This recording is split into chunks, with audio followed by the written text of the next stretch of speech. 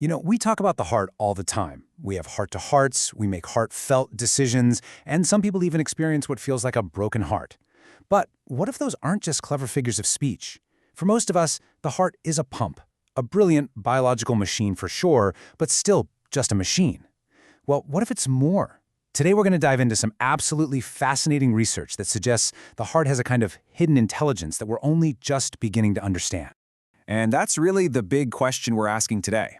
Are all these ancient phrases just poetic fluff? Or were our ancestors actually onto something huge that science is only now catching up to? What if the heart is so much more than what they taught us back in biology class? For a long time, the scientific story was pretty simple. The heart pumps blood. That's it. End of story. Any idea of it being a center for emotion or wisdom, that was just metaphor.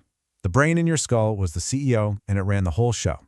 But then, a new field of science started to emerge, and it began to paint a very different picture. Yeah, that new field is called neurocardiology.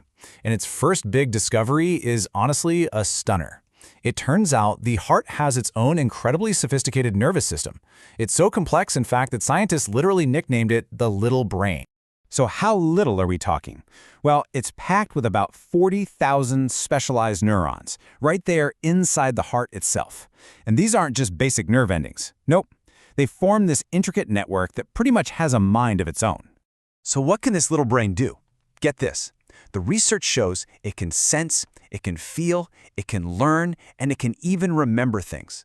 It processes information and makes decisions all on its own, completely independent of the brain in your head. Just think about that for a second. It's like we have two brains, and one of them is in our chest. This discovery totally flips the script on who's the boss. We all assumed the brain sends orders down to the heart, right? Well, it turns out the heart sends way more information up to the brain than the other way around. It's a constant stream of communication that influences how we think, how we feel, and how we see the world. Okay, so if the heart has a brain and it's constantly talking, what language is it speaking? It's not using words, it communicates through rhythms. The actual patterns of our heartbeat create this incredibly complex language that mirrors our emotional state in real time. The key to understanding this language is something called heart rate variability, or HRV. Now you might think a healthy heart beats like a perfect metronome. Tick-tock, tick-tock, but it's actually the exact opposite. A healthy, adaptable heart is always changing the timing between each beat. That variability is a huge sign of your overall health and resilience.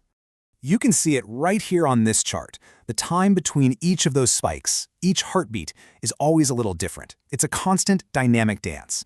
And the most fascinating part is how our emotions completely change the choreography of that dance. And this right here, this is the absolute core of it all. When you're feeling things like frustration or anxiety, your heart's rhythm becomes jagged and chaotic, like that top graph.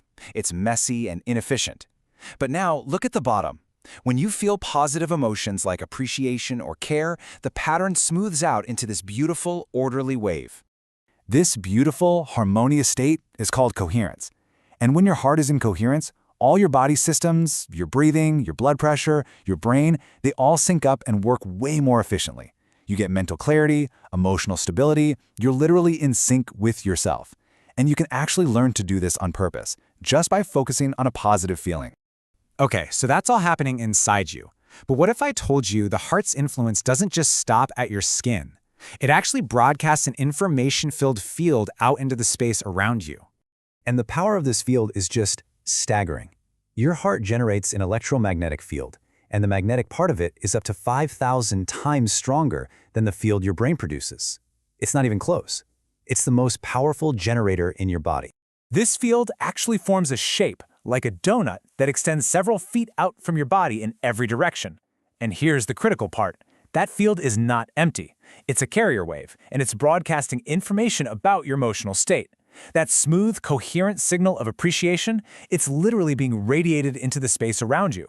And so is that chaotic signal of frustration. This brings us right back to where we started. When we talk about having a heart-to-heart or feeling someone's vibe, we might not be speaking metaphorically at all. There seems to be a real, physical, measurable basis for this exchange of emotional information between us. And look at this incredible real-world example. In a study, researchers measured the heart rhythms of a boy named Josh and his dog Mabel. When they were in different rooms, their rhythms were totally separate.